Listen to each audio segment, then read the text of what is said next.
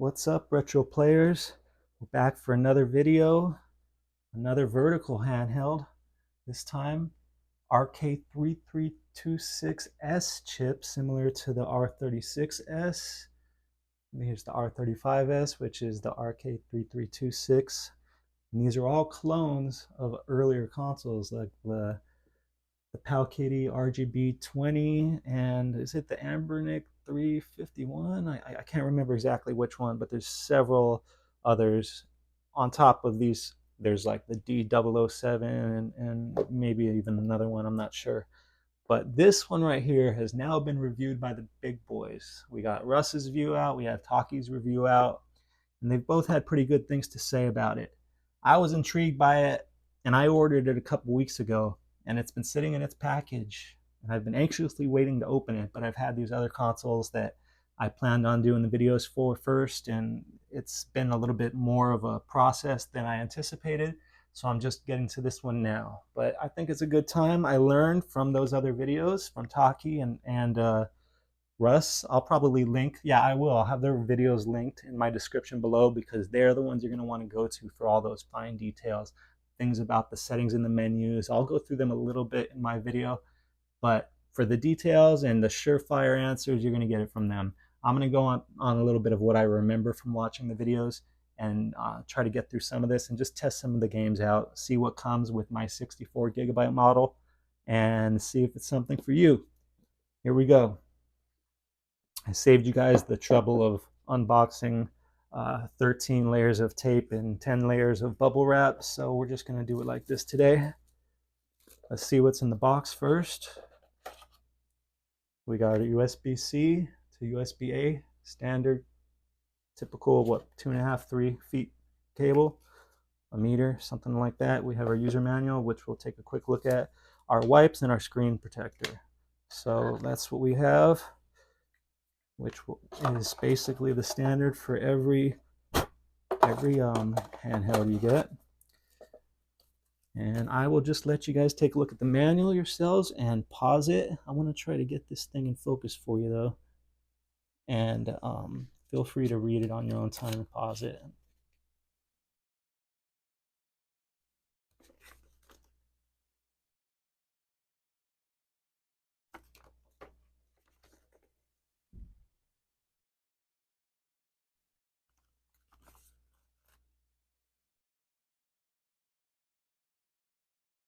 All right, you guys. So I'm going to put this back in the box. I'm going to set the box aside and we're going to check it out. So let's just pull it out right now. Let's see if we could leave our favorite foam inside the bag. There we go. Oh, this is pretty. This feels nice. It doesn't feel like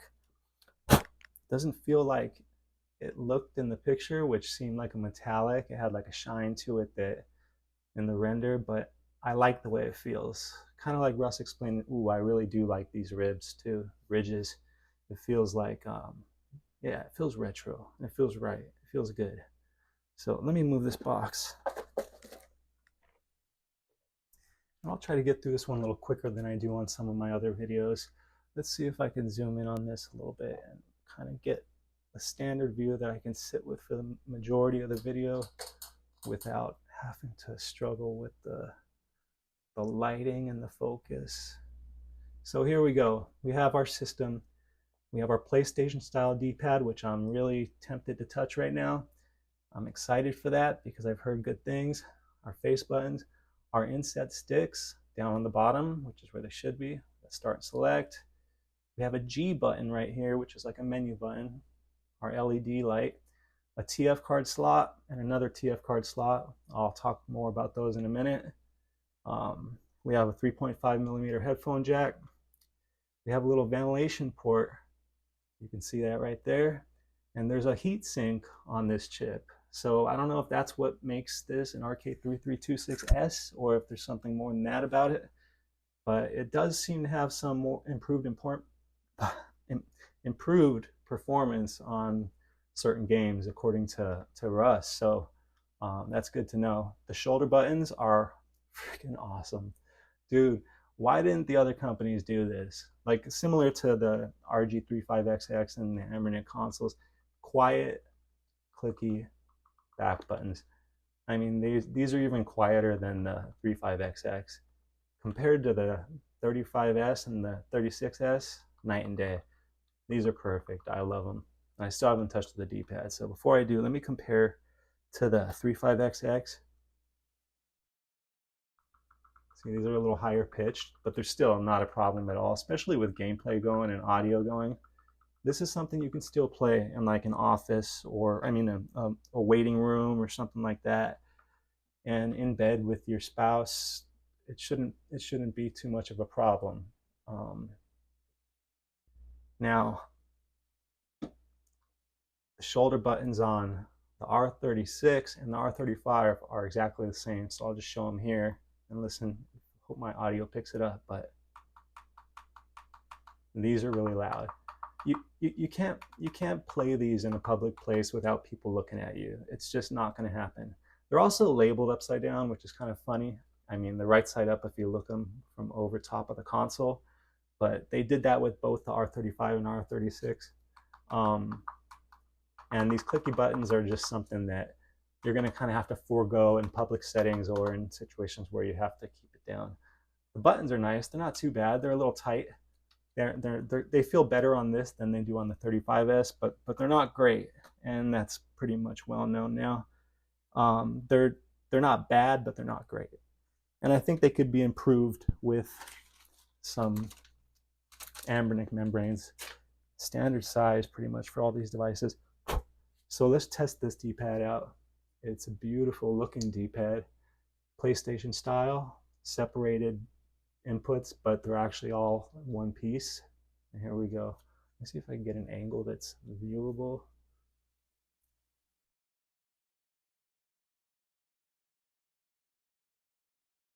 It feels amazing. The amount of resistance is absolutely perfect. It's a little on the lighter side compared to most D-pads that have been coming out recently, but that's what I like. It has a nice pivot, a really nice pivot. It feels super comfortable in the hands. You have those like inset, the inset tips where it just kind of gives you a place for your thumb to rest. That feels really good. It's perfect. I mean, I saw Russ's test on the Contra game, and it seemed like it was a little tight for if you're down. You need to work your finger up a little bit more, but it was good. Like he wasn't complaining. It worked, and that's not too much of a problem for me. I want to test it out on like Street Fighter and see how it goes on there. Sticks, you got your standard Joy-Con stick. Feel just like I like them actually better in like this than out. The bottom it has a little bit of like a N64 design. That's what it reminds me of. So that's that. Start and select rubber membranes, which feel much better than your buttons on the R36 and R35S. They're really clicky mechanical switches. These are nice and quiet and easy to press, which is cool because you're going to be using this quite often, or I would think. On other consoles, I use them quite often for like hotkeys. This one might be a little different. It has like a Pandora's box format, so we'll have to see. Face buttons. That felt perfect. Doesn't go flush. And it's super punchy. Rubber membrane. Nice tactile feedback. Exactly what I asked for in a button. Literally. Exactly. It's the perfect retro feel. It just feels perfect. So we got great shoulder buttons, great D-pad, decent sticks. They feel just as good as any other Joy-Con stick or better. Great start and select button and amazing face buttons. So far, we're on a roll. Let's turn it on. It's kind of funny how the on switch is on the back. Oh, we got the two inputs on the top, the two USB-C ports. One is the OTG port, one is your power port. And this has torque screws to get in, which I kind of like. I like the torque screws. Anyway, here we go. Let's just see how long it takes to turn on. If I just do a quick press or if it takes a long press. Quick press. didn't work. So let's see how long that worked. So yeah, about a second, about a 1 second press. Be prepared right now, guys, for some loud boot music or boot audio. I wouldn't call it music because I saw it in the video and it's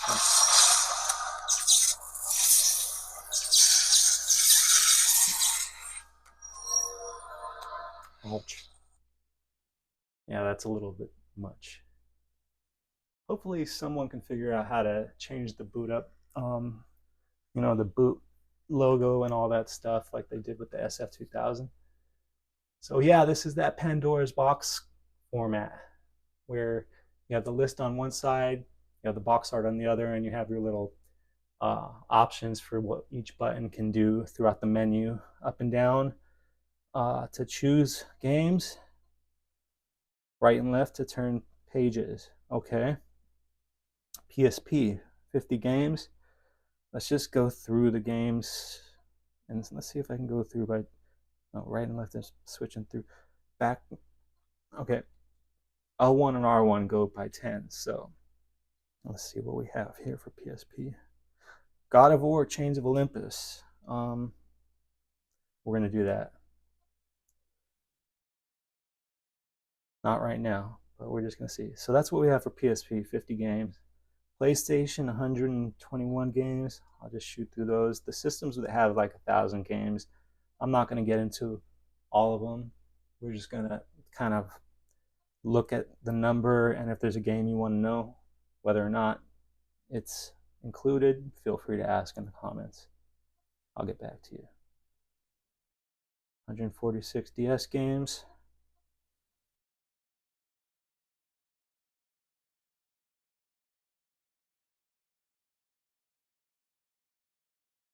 $139 Nintendo 64 games. And I don't know if you've noticed, but these ROM lists are beautiful. They're beautiful. After seeing so many sloppy ROM lists with numbers at the beginning and all kinds of duplicates and weird ROM hacks and just different regions, things just completely out of order, chaotic, like nobody put any care into it all. This looks like someone actually sat down and took the time to do it right. And I truly respect and appreciate that. I hope this is in focus. Let me see if I could zoom in on the actual screen for this part a little bit better. I think I'm going to stick with that right there. So let's continue through. I got my Super Mario 64, which is what I'll probably test for N64 like I usually do. Okay, Game Boy Advance, 1024, a lot of games here. I know they're going to run great. If you want to know if a game exists for Game Boy Advance, which is one of my favorite systems, feel free to ask. Let's just move through these systems. Over 1,200 games for Super Nintendo, or NES, 1,968 games.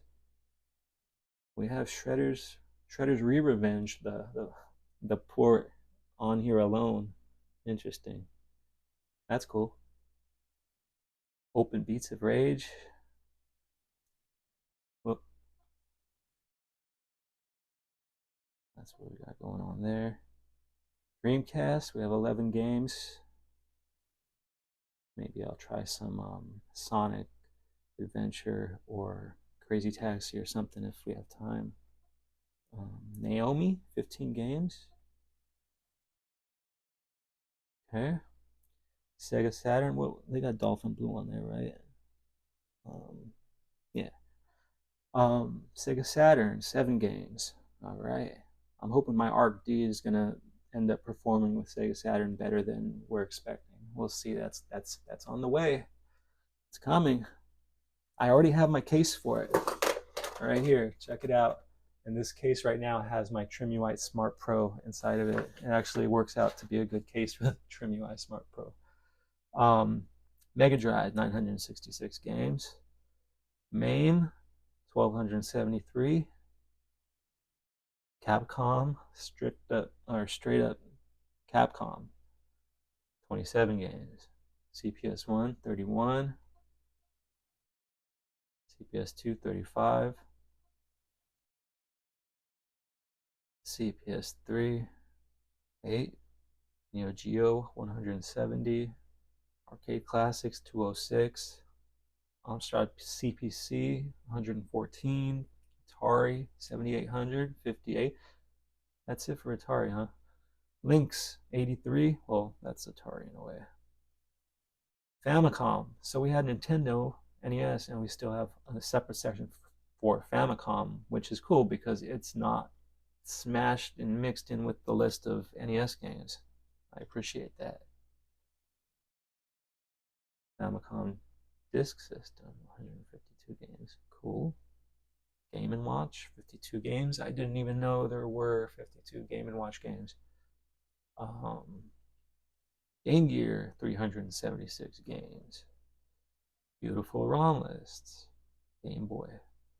And I remember that the aspect ratio and stuff wasn't appropriately applied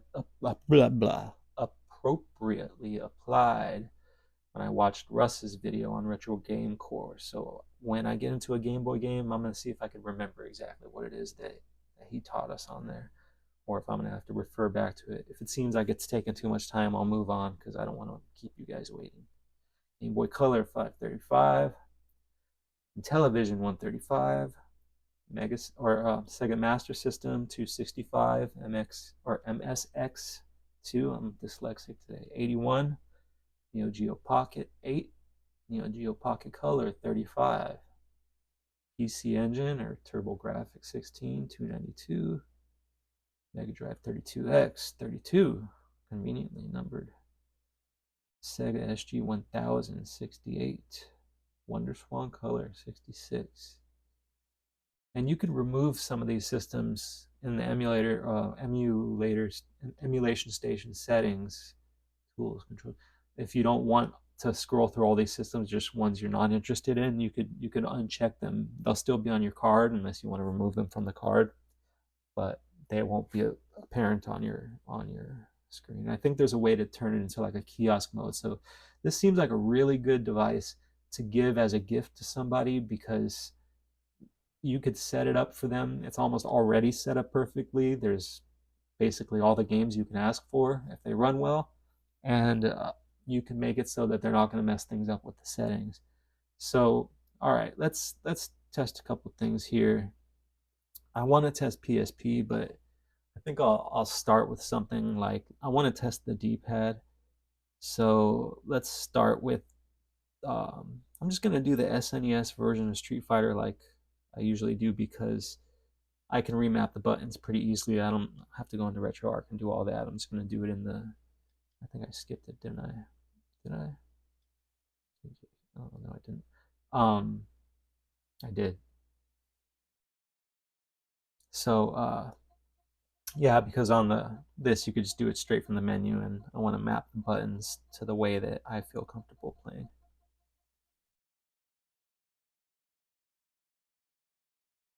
Could have went into search. Could have just pressed X and typed Street, but then it's going to show all the different Street Fighter versions, and this way I can just ensure that I'm playing the SNES one. Okay, Street Fighter 2, Street Fighter 2 Turbo. I'll do Turbo. All right. So there was an option there to start a save game if you have one, which is great. I think there's a bilinear filter applied on this, and it needs to be removed. I'm going to see if I can do that first. See if I can get this in proper focus. And then before I go any further, I'm going to back out. Okay, wait, let's see if we can do it here. No, that's just overlay and video layout. Controls. Well, I'm going to back out while we're in the emulator itself or the system itself. You should be able to emulator options, emulator auto. We'll leave it at that for now. That's your cores, so you can choose the different RetroArch cores. Probably using SN9X or SNES 9X. Aspect ratio auto. I'm gonna go core provide. See, it should be. I think it's 9 to 10 or something like that, but I don't. 21 to 9. No. 16 to 10, 1 to 1. 1 to 1 is the closest I can get on here, I think, unless I'm missing it. Auto is full screen from what I saw in the video. Let's try core provided and see what happens. And then shader, they have it on something else, and we want it on DMG. Where is that DMG shader? This is going to take a little. Feel free to fast forward right here. Put it on 1.5 speed while going through these menus. A little bit of me thinking to myself as I'm going through this single take video. Going faster than that. I want to see if there's like DMG.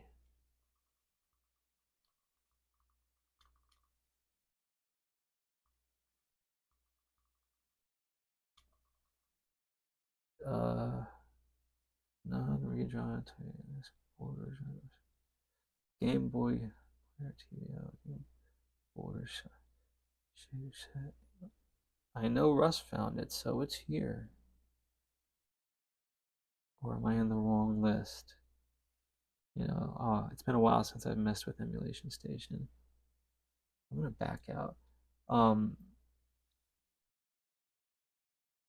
My linear filtering, we want that off, definitely. I'm gonna give this one more look real quick. DMG, okay, there's Game Boy screen grid. LCD. Oh, there's not much, but let's just go through this real quick.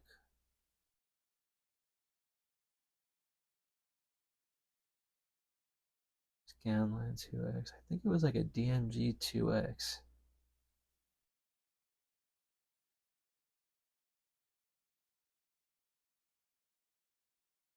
Oh, there's so many options. Oh, wait. This is Super Nintendo. That's not what I want for Super Nintendo. So, for the shader, let's just put it off. I want the DMG for Game Boy, and that should be easy to find. And that's why I'm not finding it here, I think. Sorry for taking up this time, wasting this time. I need to hear it in the comments. Say, Nick, get that damn software on your computer and learn how to edit.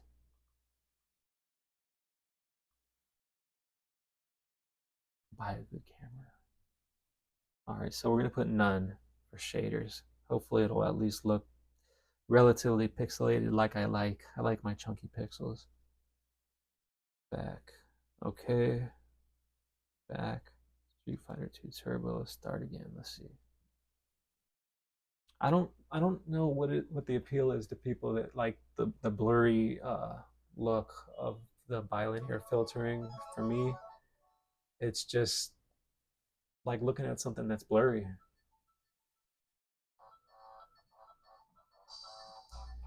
All right, we're gonna try this right here. Try to keep the D-pad in frame. Let's start. First, we'll go to options. Let me map it how I like. I'm gonna keep the difficulty right where it is. Maybe one player. So, I like my weak punch to be right here, and then I like my medium punch to be the right trigger. I like my high punch to be right here, or my fierce. I like my low kick to be right here. I like my medium kick, or your long kick, or short kick, or whatever they call it, here. And then, or medium kick, right? And then my roundhouse right here. And since this system, or this console is mono, we might as well just put it to mono sound and press start. So now this is mapped. I could probably wonder if I could save core options or save game options on here, like overrides.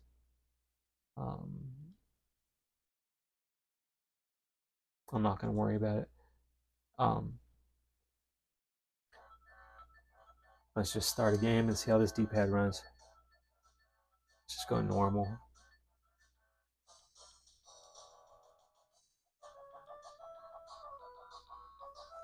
Focus. Good enough, right?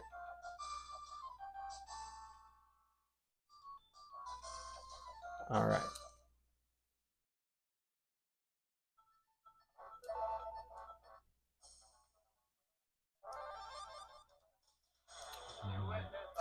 Oh, we're getting Zangief.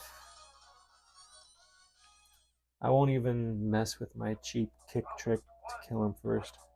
I'll just try some Hadoukens. That came out perfect. That came out perfect. That first. All right, there we go. Acclimation. Oh, the fireballs come out so smooth like butter. So good. This D-pad is so good. This thing is amazing. It's worth the extra $10 just for the buttons. And the ROM list alone, you're getting a super clean ROM list. Copy it to a good card and you're set. You won't have to worry about downloading one.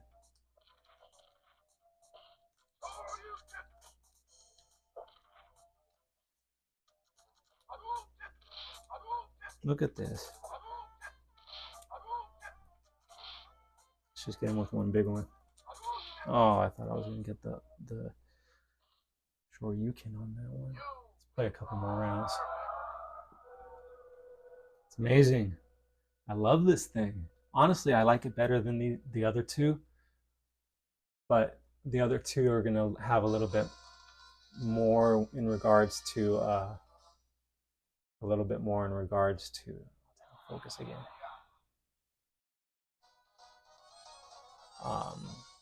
Controlling your settings. Oh no! Hold on, let me pause it. Okay. Again, Dawson.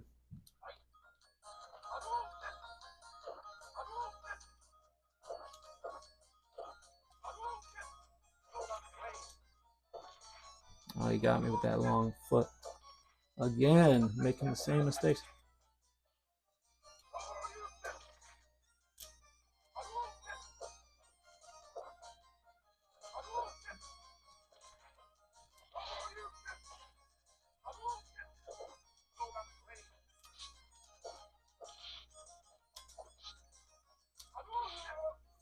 I'm not as good going left when it comes to my fireballs and dragon punches. Sorry if I was out of frame there.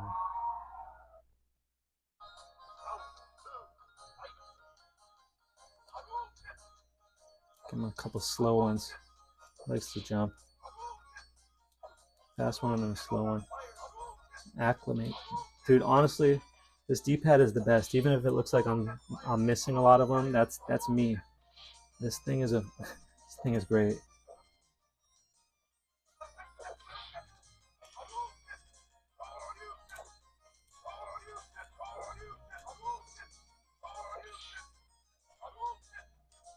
It's amazing.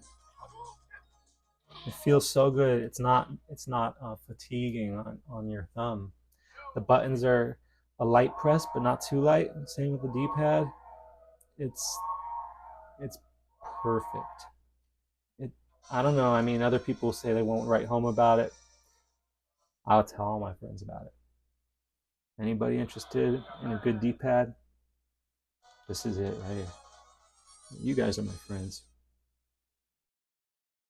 Especially if you like and subscribe.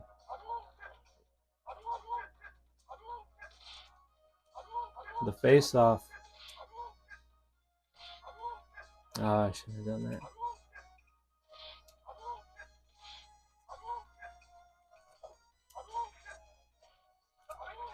Oh, you got me with that. Sorry, buddy. Punched you in the nuts.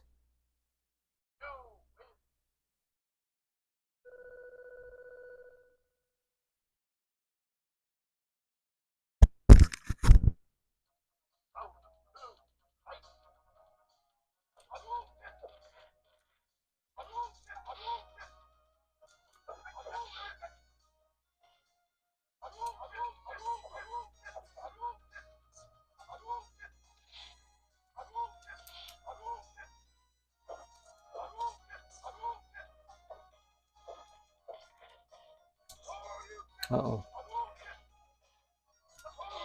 Sorry, buddy. My twin, my clone of a clone of a clone of a clone. My Ryu devices.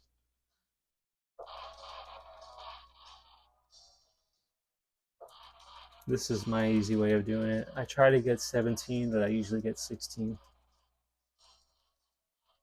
See how I do with this better button D-pad setup. Nice. Perfect. Not just nice. I think you guys have seen enough Street Fighter. What do we got next? All right, we'll fight the fat boy.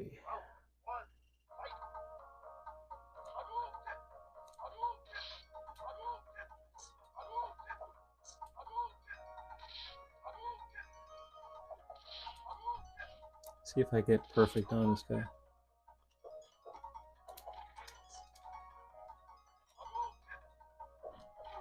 There's one. So we can double it up.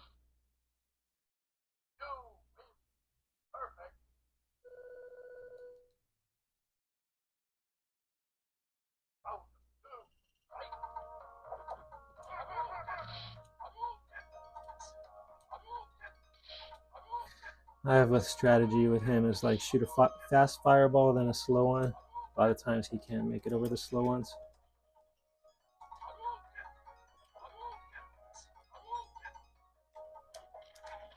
There it is, the double perfect.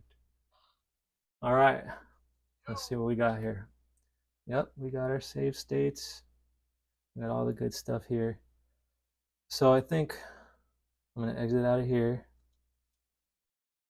and we're gonna do some Mario Kart on N64.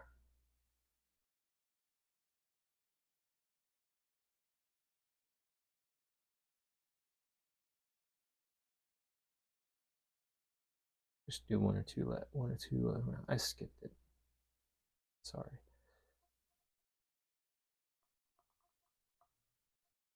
MNOP. Mario Kart 64.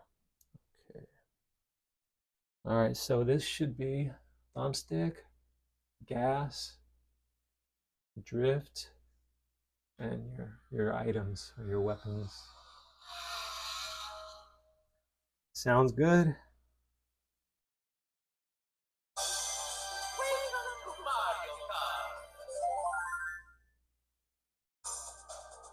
So nostalgic.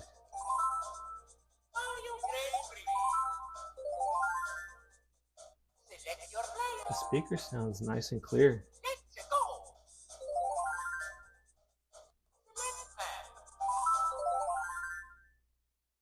I had my thumb up on the D-pad. See, for this game, the D-pad is more ideal up here. So this is a game that's more suited for the R35S. I didn't get my quick start all the way, but I forget the exact time to press for the quick start on this Mario Kart 64.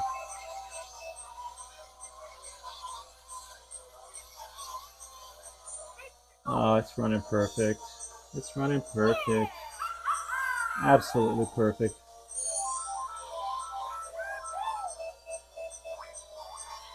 Oh, I messed up.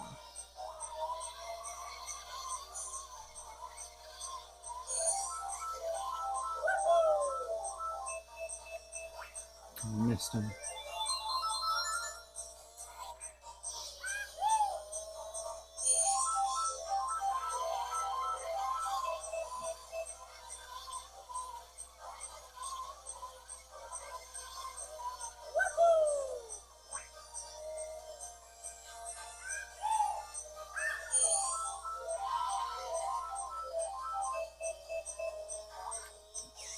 Ah, do that one.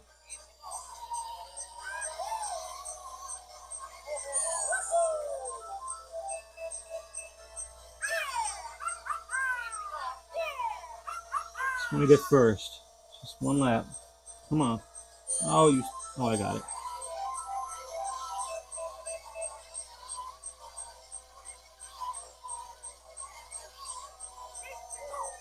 Oh, you trying to throw that at me? Oh.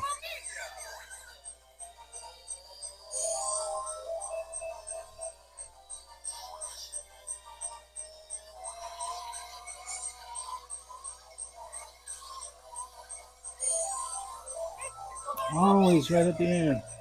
Oh, okay, I'm gonna get second. Third. All right. No shame, no shame. You guys, Mario Kart runs great.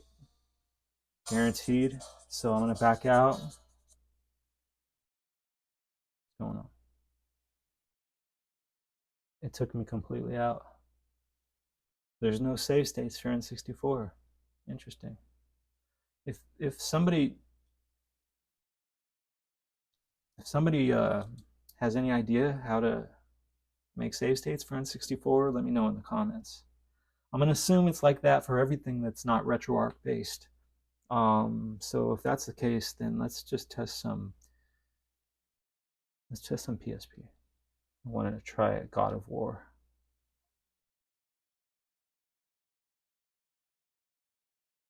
All right, this game's a little dark, so I hope it shows up. Maybe I can brighten the screen. I can't brighten this. Can I brighten the screen right now? System settings. Yeah, let's do that just for this game because it's a dark game. I'm just gonna put it all the way up and see how it looks. Hopefully it's okay.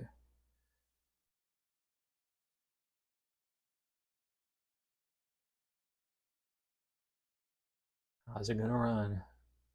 PSP on a vertical arcade 3326S. I have my fingers crossed.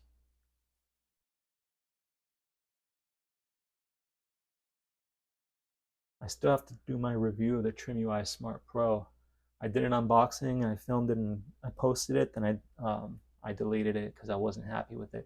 They didn't send me a card or a manual, so I had to find all the configuration files and set up everything by scratch. It was a headache. And I got a lot of games loaded, but I still want to load some PSP games on there to see if they work. So I'll do a future video on that. Here we are, God of War main menu, and it's properly scaled. It's going to be 16:9, so you're going to have these bars. So this screen is going to look a little small. You're going to probably want to hold it up a little close to your face. I'm just going to leave it where it is for the video. I hope that's okay, because I don't want to mess up the exposure and focus and all that. Okay, X, new game. I'm going to go easy for this. Now, I'll probably skip most of the, or actually, I don't think you can skip the intro, so bear with me with the intro or skip through it.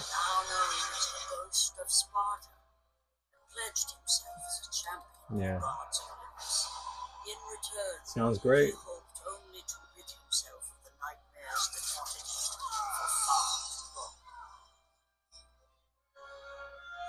We'll just fight to like the first boss. If it even plays well. It looks like it's going to play well.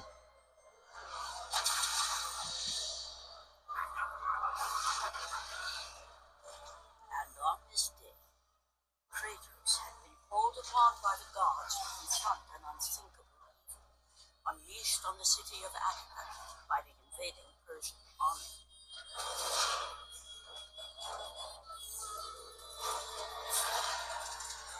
Oh yeah, I'll be using the thumbstick on this. L and R and all these buttons. Alright, the shores of Attica, here we go. My first victim.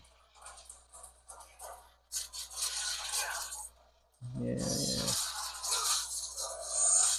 Oh yeah, this is playing fine. But wait a minute, I thought I saw something funky there. Look at that, there's like square, there's blocks around the orbs and some of the graphical features. It's interesting. Let's see if that continues.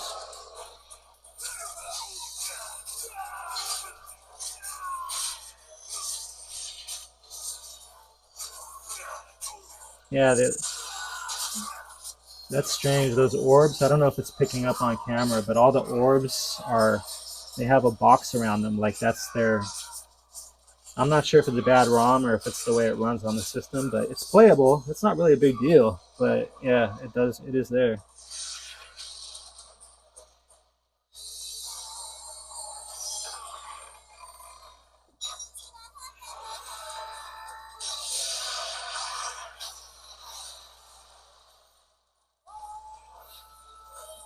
Let's do this.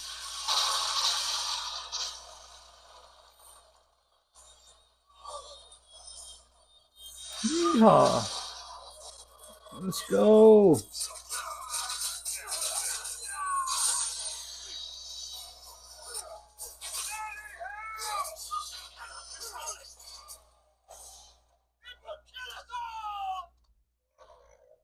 Look at the orbs. Bunch of squares going into me. Alright, here we go. We're going to have a little boss fight. I don't remember the sequence, but let's just have some fun. If there's anything I can get. Alright, here we go. I got to remember, that's right, you press the circle a bunch of times, twice in a row to open the gate, and then right here. Oh, that was easy. Alright, now it's going to be, I believe it's X. Oh, that's right. It's this guy that I fight. Oh.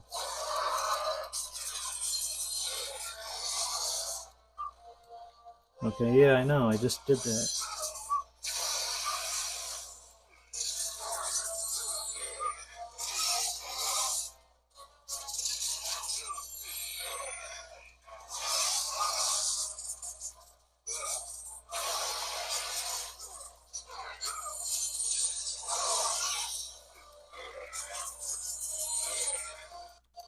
Whoa, oh, there's some kind of settings there. I just put, I don't know what I did.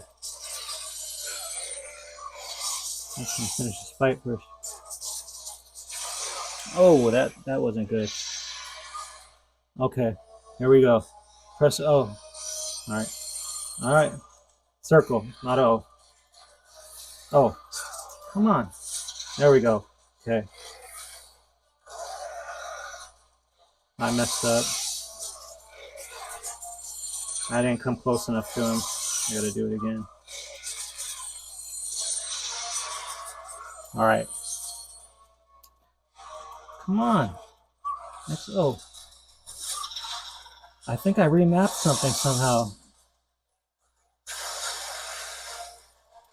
Oh. Something's weird. It's not letting me press O.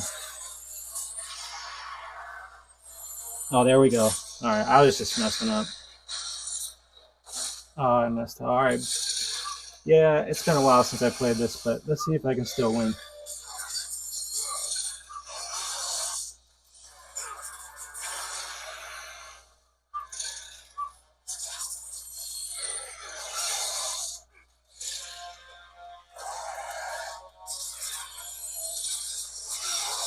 Ouch.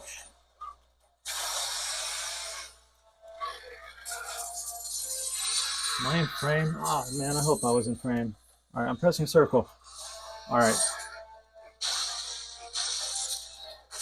Damn, missed it again. Alright, I won't miss it another time, I promise.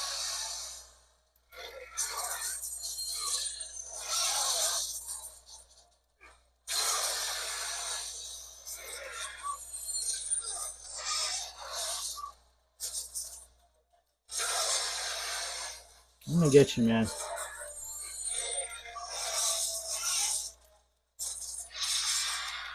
Alright, here we go. There we go. There we go. Come on. Got that. Oh, yeah. Little hint to hint right there. Alright, good, good, good. Kratos. We're good. We're good. This game runs, you guys. This game runs well.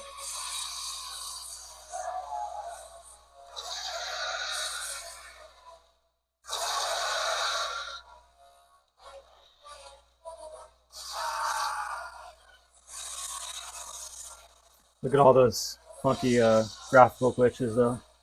Let's just see if I can just break the gate open.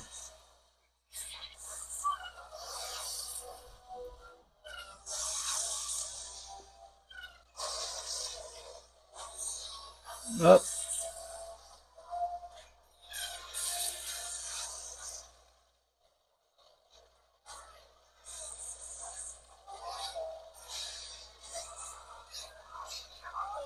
Come on. Oh, back here. That's right. Oh, come on. This thumbstick works really well, unlike the A390, which really doesn't have a good. It's just the cardinal angles. This is nice and analog.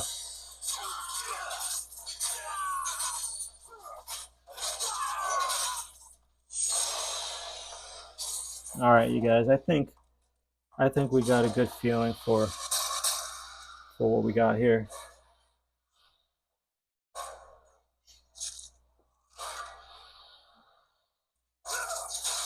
Let's see if I can save the game. We have a PPSPP menu. Probably not every. Yeah, it's a limited menu, but we have a save state, which is great. So I'm saving where I left off. Awesome. All right. So let's exit. So N64 doesn't have a save state, but PPSPP does. Unless N64 does, and I'm unaware of it. Guys, I don't know if I should go any further with this video because it's getting up there in time, 45 minutes already. So I'm going to say right now, off the bat, I think that this device is amazing. I like it better than the R35S and the R36S. I think it's great. I think it's going to be my go-to device for most it just for my vertical games. If I want something in the pocket or something smaller than the 405V, this is a good option. My favorite D-pad I've ever felt on any handheld ever, honestly. So I'm gonna leave it at that. I hope that you guys got something out of this and you were able to make the decision as to whether or not this is something you want or you like. And if there's any tips you guys have for me to improve my experience on it, let me know. Feel free to ask if there's any games you want to know are included on the 64 gig card. All right? Maybe you can hook up a like. Peace.